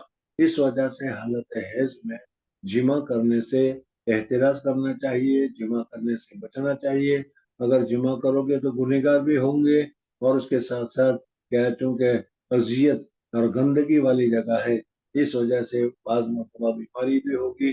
اور آج کل جو بیماری ہو رہی ہے جس کے متعلق ان لوگوں کو معلوم ہے کہ ایسی بیماری ایڈز کی کہ جس کا علاج ہی نہیں ہے، وہ اس قسم کی چیزوں کے کرنے کی وجہ سے ہوتا ہے، اس قسم کی چیزیں ہوتی ہیں۔ بہرحال حالت حیض میں جمع کرنا جائز ہے کہ ناجائز ہے؟ حضور اقدس صلی اللہ علیہ وسلم کے زمانے میں حضور اقدس صلی اللہ علیہ وسلم کے امتیوں کو یہودیوں کی مخالفت کرنے کا حکم دیا گیا ہے، اور خود حضور اقدس صلی اللہ علیہ وسلم بھی یہودیوں کے تہذیب سے مخالفت کیا کرتے تھے۔ اس لیے صحابہ کرام رضوان اللہ تعالی علیہم کے دل میں یہ بات آئی کہ یہود حضرات جو ہیں حالت حیض میں جمع کرتے ہیں، جمع نہیں کرتے بلکہ حالت حیض میں عورت سے بالکل الگ ہو جاتے ہیں۔ دنیا بھر میں مختلف قسم کے مذہب چل رہے ہیں، مختلف قسم کی تہذیب ہے، مختلف قسم کا تمدن ہے۔ ایک تو ہمارے یہاں ہندوؤں کا تمدن ہے۔ ہندوؤں کے تمدن میں تو یہ ہے کہ عورت کو جب حیض آ جائے تو 3 دن تک وہ بالکل کیا ہے ایسی ہو جاتے کہ جس کو ہاتھ لگانا بھی جائز نہیں، بلکہ وہ کسی چیز کو ہاتھ لگائے تو وہ بھی مناسب نہیں سمجھتے۔ اس وجہ سے 3 دن کے لیے عورت کو باورچی خانے سے بالکل باہر کر دیتے ہیں۔ کھانا پکانا، کھانا وغیرہ بنانا، یہ سب کا سب، اور یہ ہندوؤں میں یہ ہے۔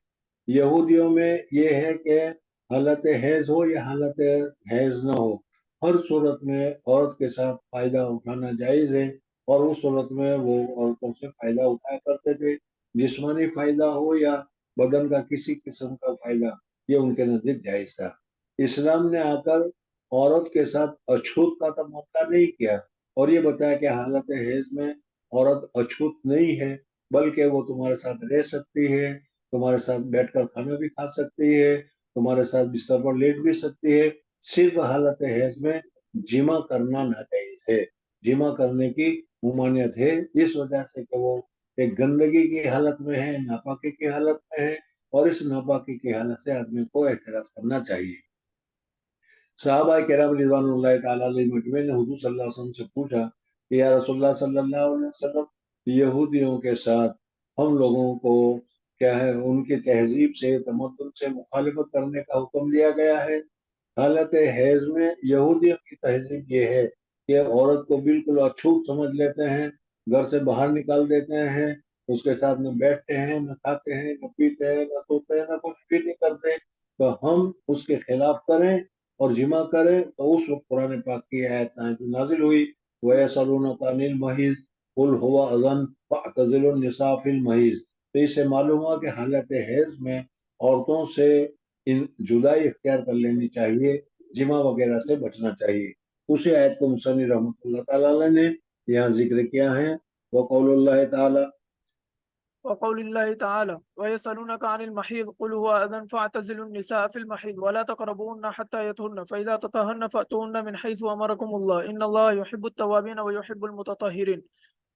باب كيف كان بدء الحيض وقول النبي صلى الله عليه کیف کے ساتھ جیسے میں نے بتایا تھا، یہ تیسرا باب آ گیا ہے، اس میں کیفیت کو ذکر کی گئی ہے، حیض کی ابتدا کب ہوئی، کیسے ہوئی، کس طریقے سے ہوئی، اس کو اس میں بتایا گیا۔ میں نے بھی بتایا تھا کہ حضرت حوا علیہ الصلوۃ والسلام نے حضرت آدم علیہ الصلوۃ والسلام کو تیار کیا اس درخت کے پاس جانے کو، اس درخت کے پھل کو کھانے کو، اور کیا ہے شیطان حضرت آدم علیہ الصلوۃ والسلام کو بہت ورخلاتا رہا، لیکن حضرت آدم علیہ الصلوۃ والسلام اس کی بات میں نہیں آئے۔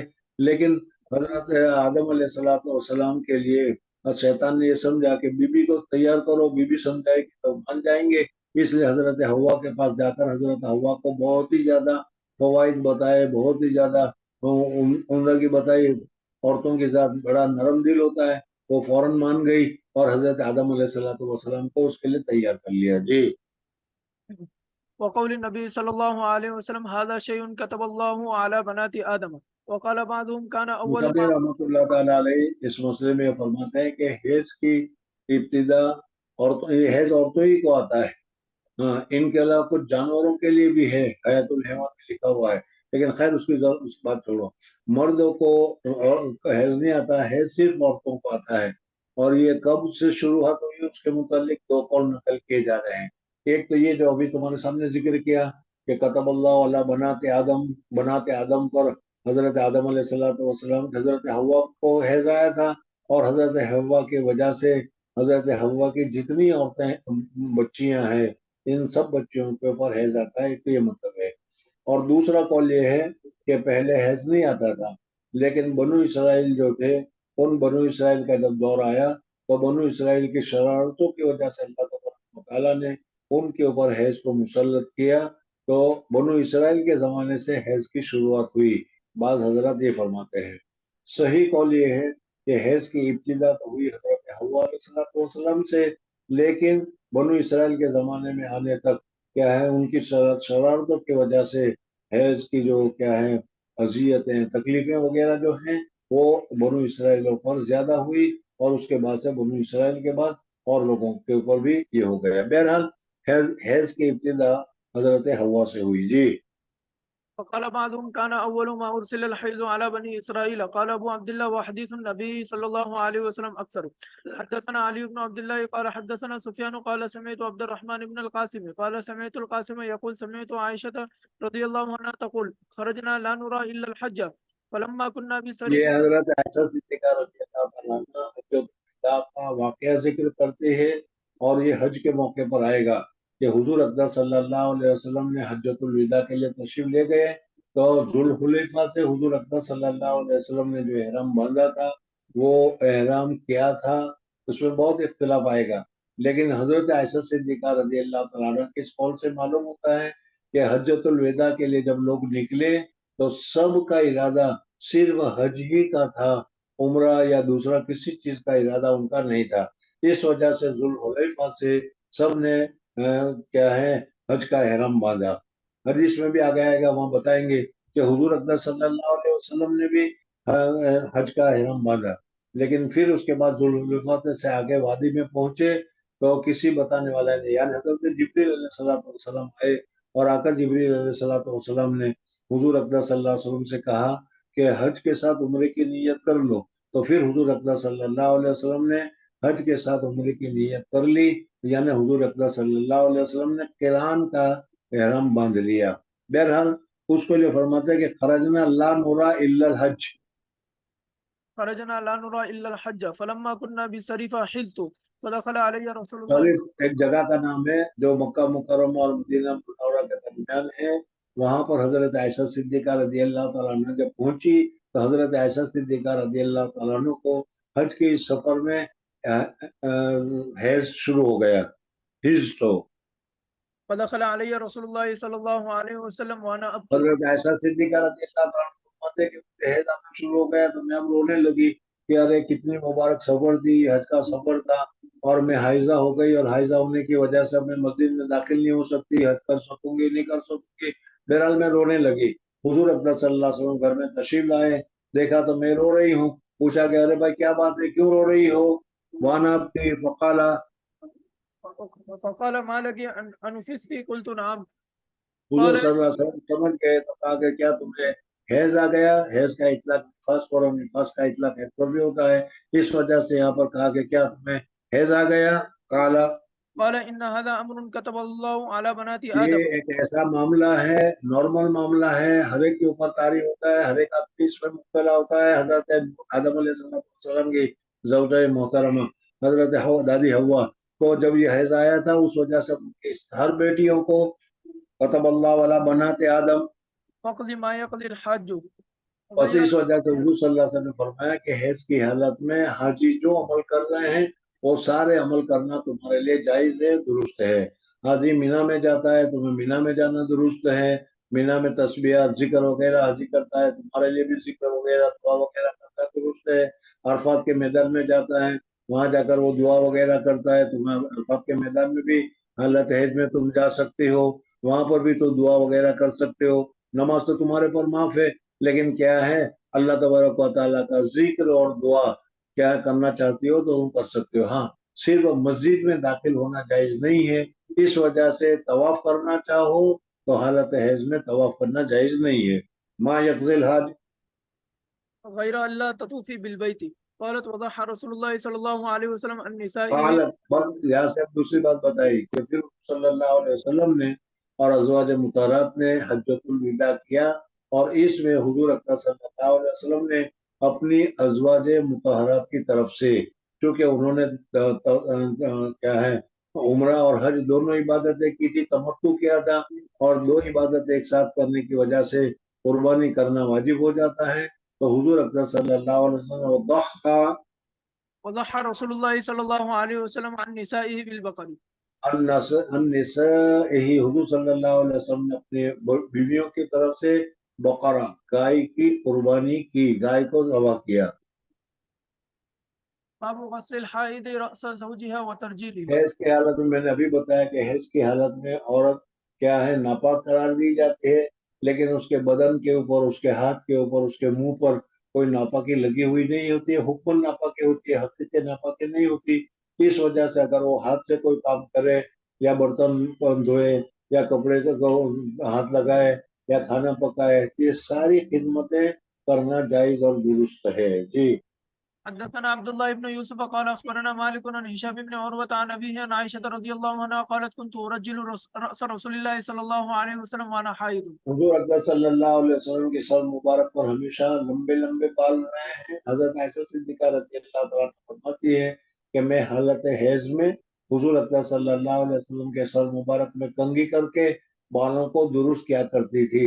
معلوم ہوا کہ عورت کے ہاتھ میں حیض کی وجہ سے ناپاکی نہیں ہوتی، اس وجہ سے وہ مردوں کو ہاتھ لگائے یا مرد کے بدن کو وہ چھوئے تو یہ چھونا جائز اور درست ہے۔ جی حدثنا ابراهيم بن موسى قال اخبرنا هشام بن يوسف ان ابن جريج اخبرهم قال اخبرني هشام بن عروة عن عروة انه سئل اتخدمني الحائض او تدنو مني المرأة وهي جنوب فقال عروة كل ذلك علي هين وكل ذلك يخدمني وليس على أحد في ذلك بأس. أخبرتني عائشة رضي الله عنها أنها كانت ترجل رسول الله صلى الله عليه وسلم وهي حائض ورسول الله صلى الله عليه وسلم حينئذ مجاور في المسجد يدني لها. حضرت عروہ رضی اللہ تعالیٰ عنہ، عروہ بن زبیر، حضرت عروہ رضی اللہ تعالیٰ عنہ حضرت عائشہ صدیقہ رضی اللہ تعالیٰ عنہ کے بہن کے لڑکے تھے، وہ یہ اپنی خالہ سے روایت کرتے ہیں۔ حضرت عروہ سے کسی نے پوچھا کہ حالت حیض میں عورت کو بالکل اچھوت کر کے گھر سے باہر نکال دینا چاہیے، نہ وہ ہاتھ لگائے نہ کچھ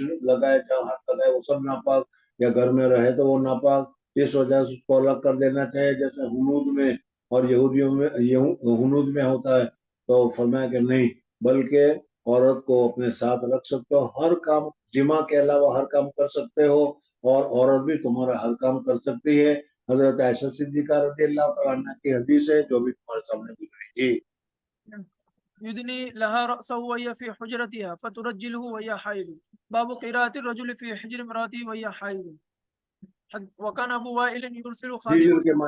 ہجر کے معنی آتے ہیں گود کے، یعنی عورت حالت حیض میں اور کپڑے وپڑے سب پہن رکھے ہیں، حالت حیض میں ہے، اور مرد اس کے گود میں سر رکھ کر لیٹ رہا ہے اور لیٹے لیٹے وہ قرآن پڑھ رہا ہے، تو یہ قرآن پڑھنا جائز ہے کہ نہیں؟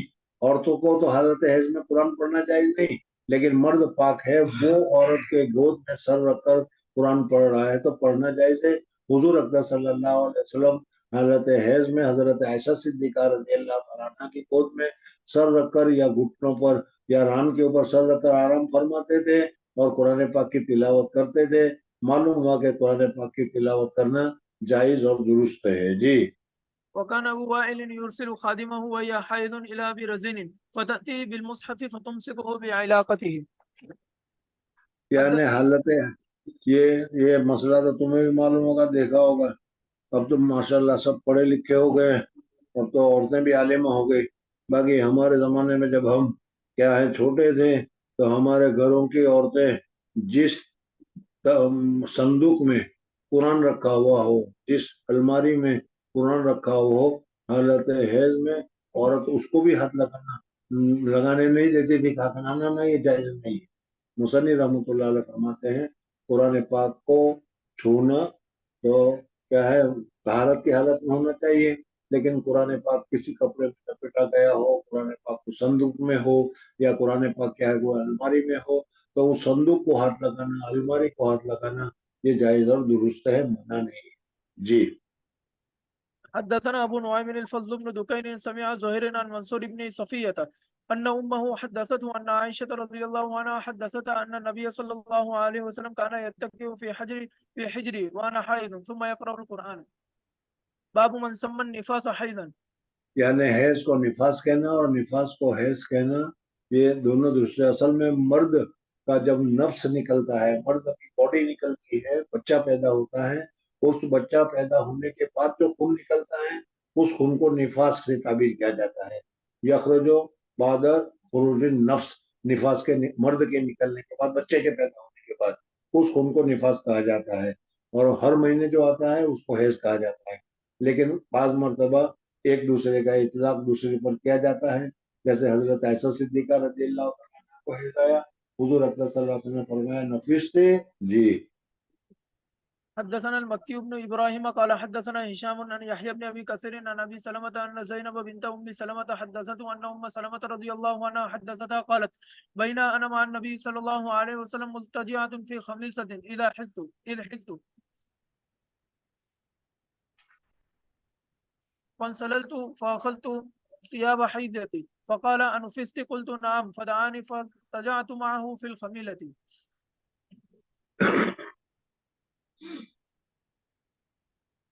बाबुन मुबाशरतुल हाइज, यही मसला चल रहा है क्या नहीं?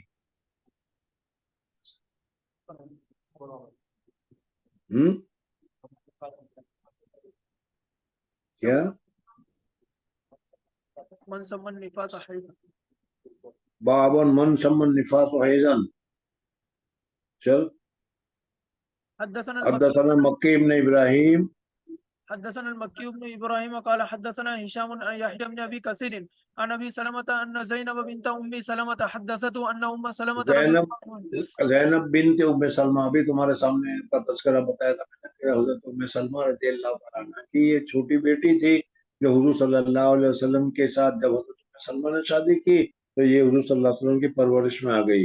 उन्होंने हदीस बयान की कि उम्मे सलमा ने कहा, حدثتها قالت بين أنا مع النبي صلى الله عليه وسلم हजरत उम्मे مضطجعة. सलमा रज़ियल्लाहु तआला अन्हा अपना अमल बयान करती है कि मैं हुजूर अकरम सल्लल्लाहु अलैहि वसल्लम के साथ एक ही बिस्तर पर, एक ही चारपाई पर, एक ही गद्दे के ऊपर मैं लेटी हुई थी और मुझे एकदम हैज आ गया।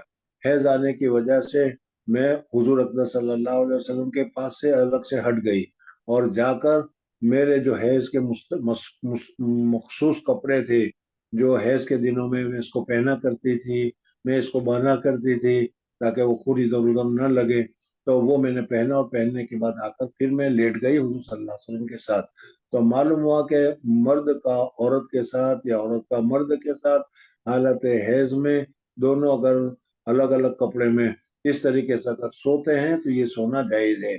असल मसला ये है कि हालत हैज में मुबाशरत करना यानी बुशरे से बुशरा मिलाना, चमड़े से चमड़ा मिलाना, बदन से बदन मिलाना, इसको मुबाशरत से ताबीर किया जाता है। तो हालत हैज में मर्द औरत के साथ किस किस जगह से कितना फायदा हासिल कर सकता है, कितनी मुबाशरत कर सकता है, इस मसले को मुसन्निफ रहमतुल्लाह अलैह ने यहाँ पर जिक्र किया। तो मुबाशरत की चंद सूरतें हैं। एक तो ये है कि औरत मर्द से फायदा उठाना चाहे या औरत मर्द से फायदा उठाना चाहे, दोनों एक घर में रहना चाहे, एक प्लेट में खाना चाहे, खाना पकाना चाहे, बातचीत करना चाहे, उठना बैठना चाहिए, तो ये सब चीज जायज है। हालत हैज में कोई चीज इसमें से मुमानियत नहीं है। समझ में आया नहीं? दूसरी सूरत जो है वो बुशरा से बुशरा मिलाने की, एक बिस्तर पर, एक बदन पर, एक लिहाफ में, एक चादर में सोने की।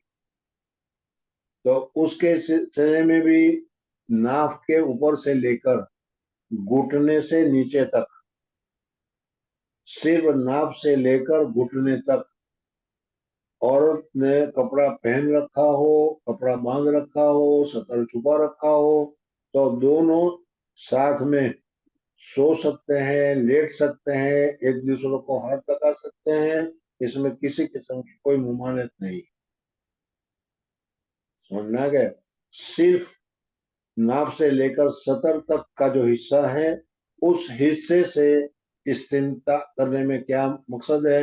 تو حضرت شیخ نور اللہ مرقدہ فرماتے ہیں کہ اس میں دو قسم ہے. ایک قسم ہے نوجوان فقہا کی اور دوسری صورت ہے بوڑھے فقہا کی، بڈھوں کی، یعنی حضرت امام ابو حنیفہ، امام شافعی رحمۃ اللہ علیہ وغیرہ، اور نوجوان کے معنی حضرت امام محمد رحمۃ اللہ تعالی علیہ وغیرہ. سمجھ میں؟ حضرت امام احمد ابن حنبل رحمۃ اللہ تعالی علیہ فرماتے ہیں کہ قبول اور دبول، شرمگاہ، آگے کی شرمگاہ، پیچھے کی شرمگاہ، اس میں تو دخول کرنا، اس سے فائدہ حاصل کرنا کسی صورت میں جائز نہیں ہے، فاعتزلوا عن النساء فی المحیض کی وجہ سے. لیکن ان کے علاوہ ران کے دوسرے حصے سے اگر تمتع حاصل کرنا چاہے تو کر سکتے ہیں. امام ابو حنیفہ رحمۃ اللہ تعالیٰ فرماتے ہیں کہ ناف سے لے کر گھٹنے تک کپڑے کے ساتھ تو تمتع کر سکتے ہو، لیکن بغیر کپڑے کے چادر ہٹا کر، پاجامہ ہٹا کر اگر ران سے بھی تم تمتع حاصل کرنا چاہتے ہو تو یہ جائز نہیں. مسئلہ سمجھ میں آ گیا؟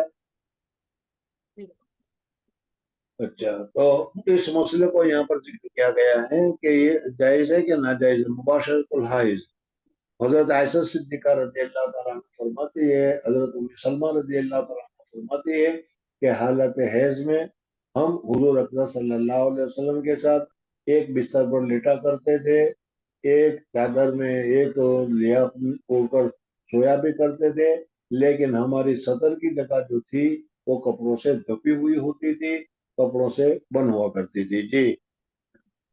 حدثنا قبيصة قال حدثنا سفيان عن منصور عن إبراهيم عن الأسود عن عائشة رضي الله عنها قالت كنت أغتسل أنا والنبي صلى الله عليه وسلم من إناء واحد وكلانا جنوب وكان يأمرني فأتزر فيباشرني وأنا حائض وكان يخرج رأسه إلي وهو معتكف فأغسله وأنا حائض. حدثنا اسماعيل بن خليل قال اخبرنا علي بن مسهر اخبرنا ابو اسحاق هو الشيباني عن عبد الرحمن بن الاسود عن ابيه عن عائشه رضي الله عنها قالت كانت احدانا اذا كانت حائضا فاراد رسول الله صلى الله عليه وسلم ان يباشرها امرها ان یعنی ہم میں سے حائضہ ہوتی تھی اور حضور اکرم صلی اللہ علیہ وسلم فائدہ حاصل کرنا چاہتے تھے، تمتع حاصل کرنا چاہتے تھے، تو اس صورت میں ہم کو کہہ دیتے تھے کہ ناف سے لے کر گھٹنے تک کپڑا باندھ لو، اور پھر حضور صلی اللہ علیہ وسلم بدن کے ساتھ چپٹتے تھے، لگاتے تھے، فائدہ حاصل کرتے تھے. ان یباشرها امرها ان تتزر في فور حيضتها ثم يباشرها قالت وايكم يملك اربه كما كان النبي صلى الله عليه وسلم. قالت یعنی حضرت عائشہ صدیقہ رضی اللہ تعالیٰ عنہ فرماتی ہیں کہ ایکم املک لعربہ، یعنی حضور صلی اللہ علیہ وسلم سے زیادہ اپنے عرب پر، اپنے نفس پر کون کنٹرول کرنے والا ہے؟ حضور صلی اللہ علیہ وسلم کا تو سب سے زیادہ بڑا کنٹرول ہوتا تھا. یعنی اس جملے کا ایکم املک لعربہ کے دو مطلب ہے. ایک مطلب تو یہ ہے کہ حضور اکرم صلی اللہ علیہ وسلم اپنے نفس کے اوپر پورا کنٹرول رکھتے تھے، اس وجہ سے حضور اکرم صلی اللہ علیہ وسلم کا کوئی کام خلاف شرع، کوئی کام خلاف حیا، کوئی کام خلاف رضامندی مولا نہیں ہوتا تھا. حضور صلی اللہ علیہ وسلم کو اپنے نفس کے اوپر پورا کنٹرول تھا.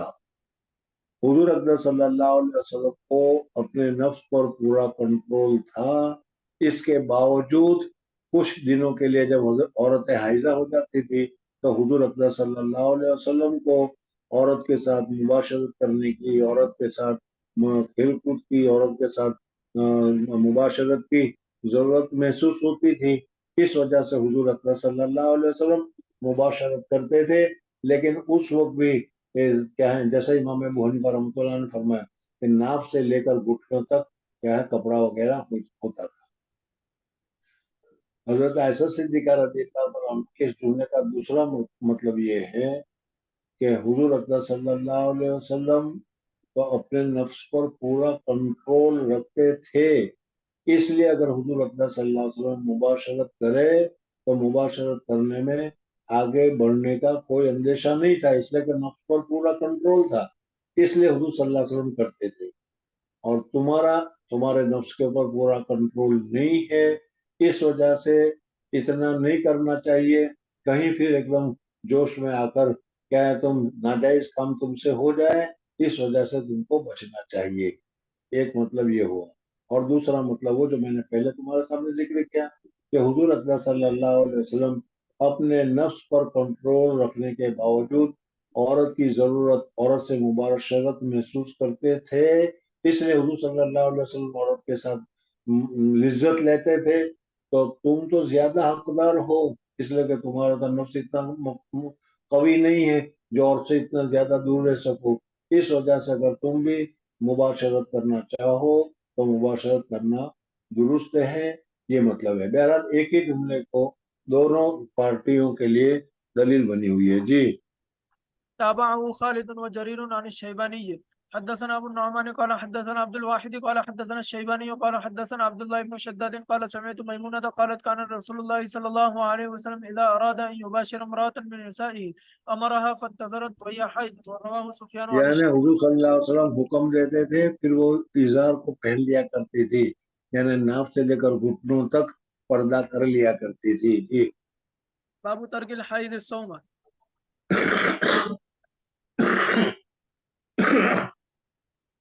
اب یہاں سے عبادت کے متعلق بیان کرتے ہیں کہ حالت حیض میں عورت نماز پڑھ سکتی ہے یا نہیں، حالت حیض میں روزہ رکھ سکتی ہے یا نہیں۔ اس لیے کہ حیض کی حالت میں روزہ رکھنے کی وجہ سے کھانا پینا وغیرہ تو کچھ نہیں ہوتا، لیکن چونکہ اس کا بدن ناپاک ہے اس وجہ سے اس کے لیے روزہ رکھنا جائز نہیں ہے۔ اور تفصیل اس کی یہ ہے کہ حضرت حوا علیہ السلام کو جب پہلی مرتبہ حیض آیا دنیا میں آنے کے بعد، تو انہوں نے حضرت آدم علیہ السلام سے پوچھا کہ مجھے حیض آ گیا، میں کیا کروں؟ حضرت آدم علیہ السلام کو معلوم نہیں تھا، اس وجہ سے حضرت آدم علیہ السلام نے کہا کہ میں اللہ جل جلالہ و امن والوں سے پوچھ کے بتاؤں گا۔ چنانچہ اللہ جل جلالہ و امن والوں سے پوچھا تو نماز یہ اللہ تبارک و تعالیٰ کا حق ہے۔ اللہ تبارک و تعالیٰ نے کہہ دیا کہ ٹھیک ہے، حیض کے دنوں میں نماز نہ پڑھیں۔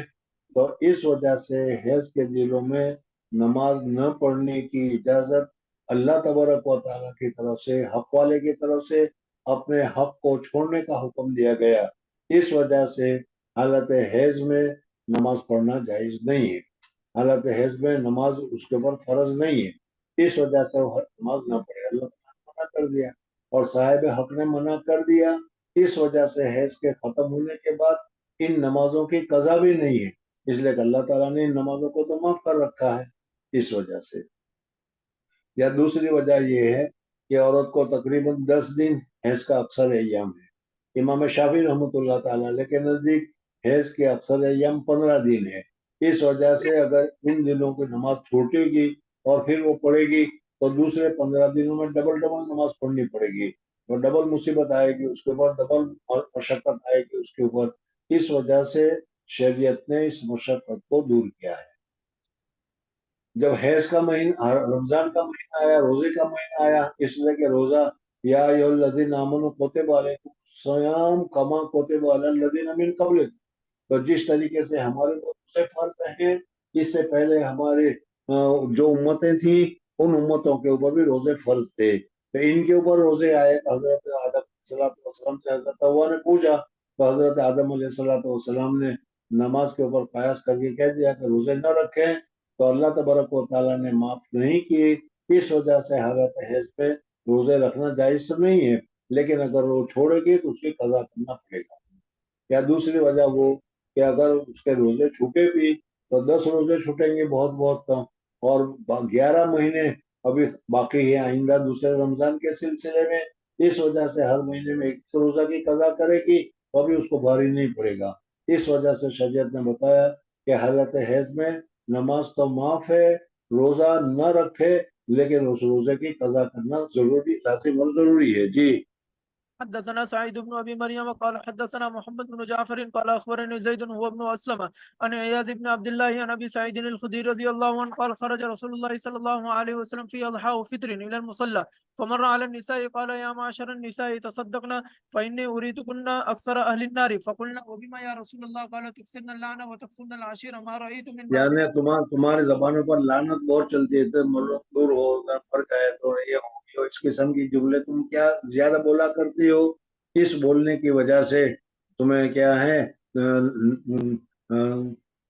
لعنت کو کثرت سے کرنے کی وجہ سے تم جہنم میں زیادہ جاؤ گی، یا ناشکری زیادہ کرتی رہتی ہو ساری زندگی، ان کو کیا ہے اچھا سے اچھا کھلاؤ پلاؤ، ایک دن نہیں ہوگا تو کیا تیریا مجھے کیا ملا، دو چیٹڑے اور دو لیٹڑے، تو اس وجہ سے ناشکری زیادہ کرتی ہے، اس وجہ سے یہ ان کی تعداد جہنم میں زیادہ ہوگی. جی ما رأيت من ناقصات عقل ودين أذهب حضور للب اقدس صلی اللہ علیہ وسلم نے فرمایا کہ ناقصات العقل بھی ہے، ناقصات الدین بھی ہے. دین میں یعنی جیسے ہمارے اوپر 5 نمازیں ہیں، ان کے اوپر حیض کے دنوں میں نماز نہیں ہے، تو ہم 30 دن نماز پڑھتے ہیں، یہ 20 دن نماز پڑھتی ہے، تو دین ان کا کم ہے.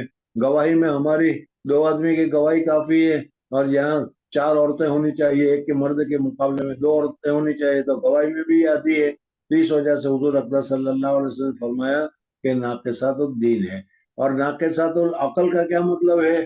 بعض لوگ کہتے ہیں کہ عورت میں عقل کم ہے. نہ، عورت میں عقل کم نہیں ہے.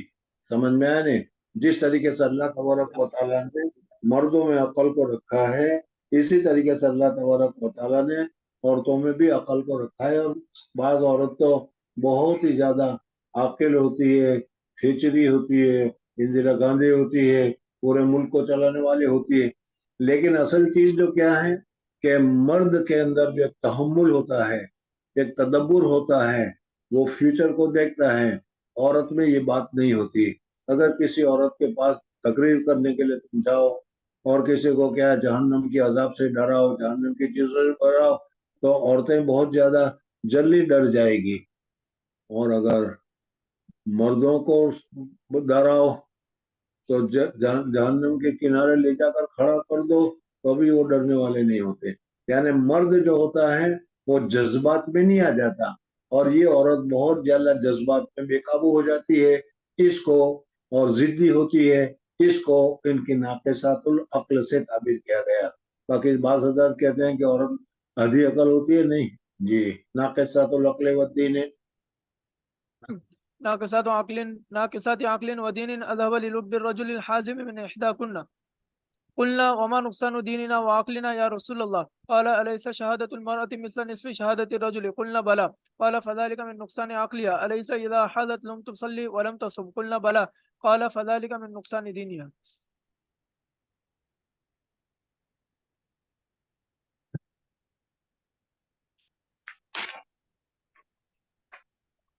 بہت اچھی بات ہے، کل کو صحیح انشاءاللہ.